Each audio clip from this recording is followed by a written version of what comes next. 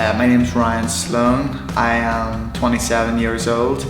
I was in Australia for a number of years. That's really where I got the bug for acting. Outside of the acting industry, I work in supply chain management for a company that makes parts for aircraft. It's a good way to challenge yourself outside the acting industry. I mean, you're learning lots of time management skills, people skills, marketing skills. It's quite fast paced and it's a good challenge. I enjoy sports, hanging out with friends, just typical 27-year-old guy.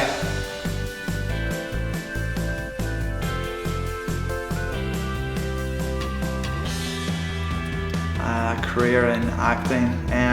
Well, I didn't really set out with any intentions to have a solid career in acting.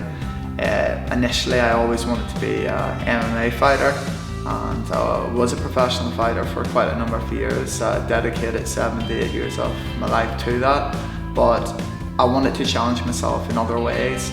I mean, I was in great shape physically, and martial arts taught me discipline, confidence, but I wanted to improve myself verbally and socially as well. So I first started an acting class whenever I was living in Australia for 2 years. It was initially just a self-development class, but I enjoyed it so much that it turned into a 2-year diploma at Murdoch University, WABA College I believe it was. I just enjoyed, all the people in it, how they looked out for one another, how they weren't afraid to get into different characters, to be vulnerable. After that I came home to Belfast and got some extra work in Universal's Dracula Untold. And just being on that 80 million budget set would really just cut the bug for me. I said, this is what I want to do.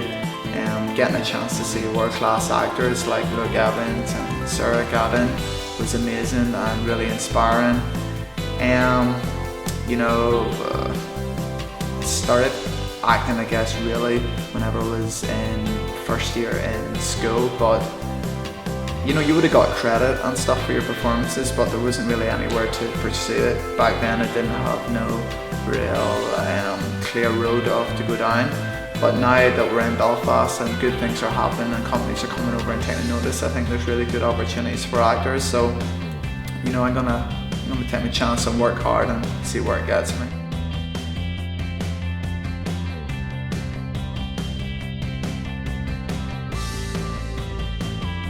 Tough question. Well, I guess coming from like a martial arts background, business background, I'm always looking for something with, a clear structure and something that I can mimic and work towards. Saying that, I don't really try and mimic any specific actors. What I do try and do is get as much information on the character I'm playing as possible. For example, I'll do a number of specific things before I even begin to become a character.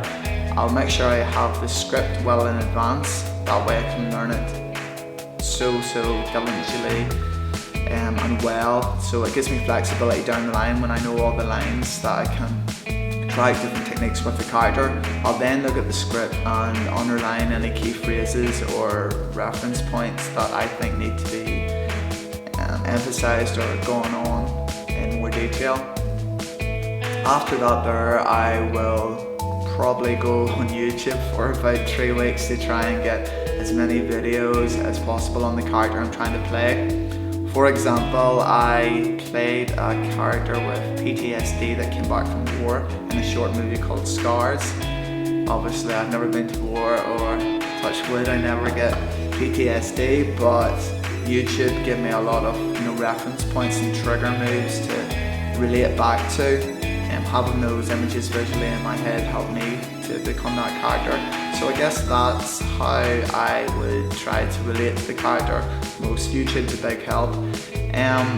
It's a very long process, it can be very time consuming, but when you love what you do, it's not a job, and you just flow through it. So I guess that's how I connect on a human level.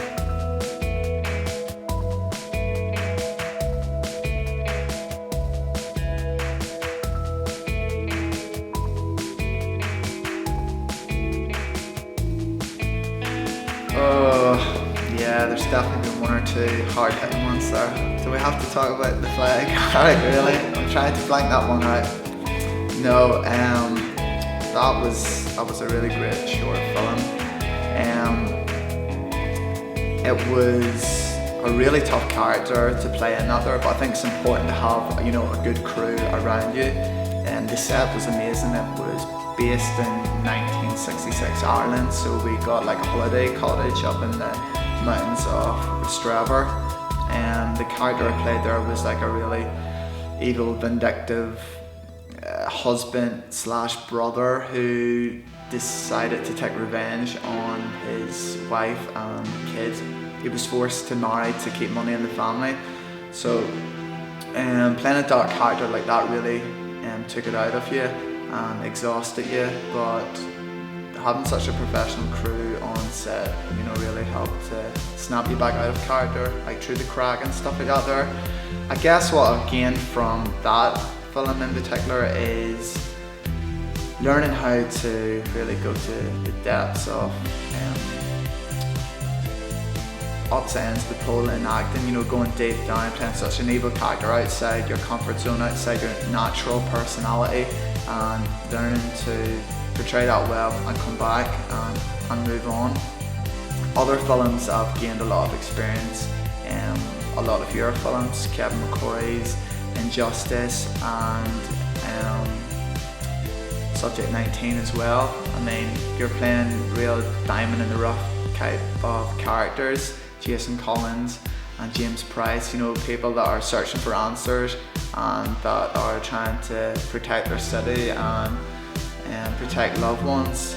You're gaining how to overcome emotions like anxiety. You're learning a lot of stage combat through fight scenes as well, and you're learning how to take a beating on screen more than one occasion. It's nice to play the hero though every now and again. For some reason I'm always getting picked to be the villains. I don't know why. This loving face right here. No, but I've gained a lot of experience, even just in Northern Ireland in general. Even extra work, you know, on the fall season 2, getting to drive police cars around, getting to be in some amazing sets with Jimmy Dornan and Gillian Anderson was really good, and it inspires me to keep going strong and working hard as an actor.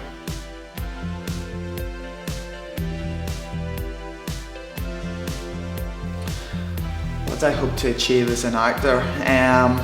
Well, I think that being in this industry where the demand, you know, totally outweighs the quality, I think it's just important to go hard or to go home.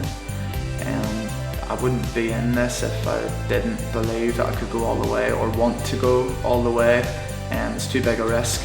I've always been like motivated by pressure and challenge and stuff, so like I think acting's one of the hardest things you can ever do. I mean, I've been to university, I've got a corporate job on top of this here, and there's a clear structure in that. You go to uni, you get your job, you do an internship, graduate program, supervisor, manager, CEO of the company. With this here, there's nothing. It's, I mean, you go to your classes, you keep making the films, and you know, you hustle. So I think that's so appealing and challenging to me to feel that you can overcome something like that there, then that's really a life worth living. Northern Ireland can be a really dark place for young people. I know there wasn't much for me growing up, so I'd like to become an actor not only to challenge myself but to inspire other young people in Northern Ireland. And I think it's a good place to be. Right now there is opportunities, but I think it takes certain people to help point them in the right direction. Well, on a personal level, I want to work with some of the best talent in the world, like my favourite actors like Tom Hardy, Matthew McConaughey, Eva Green. I really think that I could do some strong scenes with these people and we can make some amazing films together, so that's probably the reason why.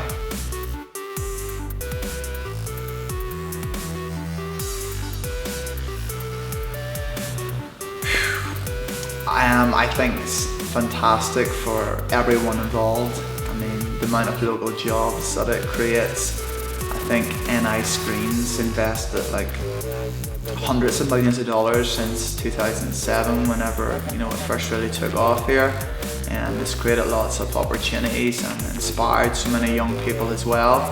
And for the businesses like big production companies like Universal and Legendary, I think it makes financial sense to come to Northern Ireland. I mean, those big companies are really looking to save money in time and costs and other whatever expenses they can save money on. With the tax breaks here, it's really important. I mean, look at the big sets over in London. You have your warehouses where you'll set up your sets, but then you're going to have to travel maybe 3 hours to Scotland or 3 hours down south to Wales to try and get that other like landscape scenes.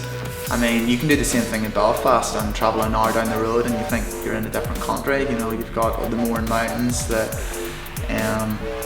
beautiful landscapes, probably more forest. I mean, the companies are really starting to lap that up here now. With the 2 big production hangars down at the Titanic Quarter as well, I think it's almost like 300,000 square feet. I mean, having that right next to the docks is really important for companies as well. I know from my business that shipping costs are really low at the minute, so being able to ship big sets in there like green screens and extras and sets, I mean, you're saving so much money as well. Not only the companies, it helps the local people who want to get into creative activities. It creates the environments for them to come together and share like-minded ideas and be able to form their own production companies. I think it's important not to be too naive about what's happening as well. Northern Ireland is really just a hub for what's happening with these production companies. I mean, the ideas are external, we're just providing a service. I think the future is going to be us and the young people, the directors, actors, producers, cinematographers who have their own ideas and have opportunities to put them on paper and put them on screen. I think Northern Ireland at the minute's a great place for people to get the opportunity and follow your passion and embrace film. So I think it's brilliant what the industry is doing for Northern Ireland at the minute.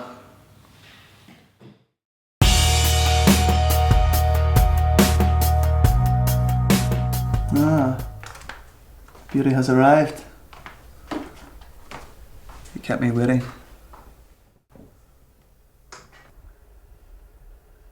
What's taking so long in there?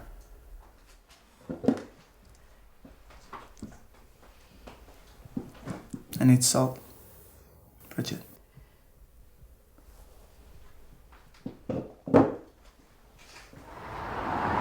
I can see why she left.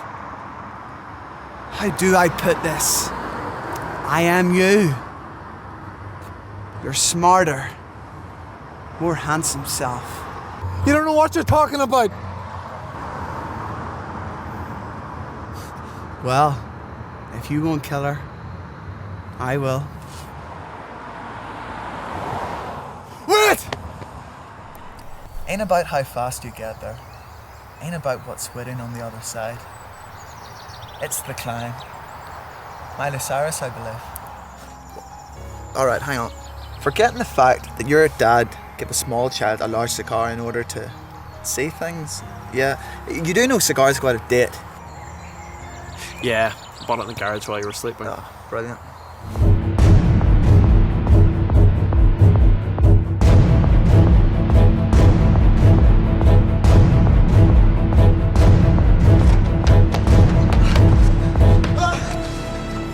Sorry, I'm late. I know. Only what, 5-10 minutes? Yep. See? Right bang in the middle. It's been a long time since you looked nice in anything, Bridget. Now your daughter, such a delight. She sobbed, of course. Quite a bit, actually. But she's soon relaxed. through much gentle persuasion. I'm here to help us, Jacob. I'm here to help you. You don't know shit. I know they're laughing at us. She's laughing. She's the only thing holding you back. She must go.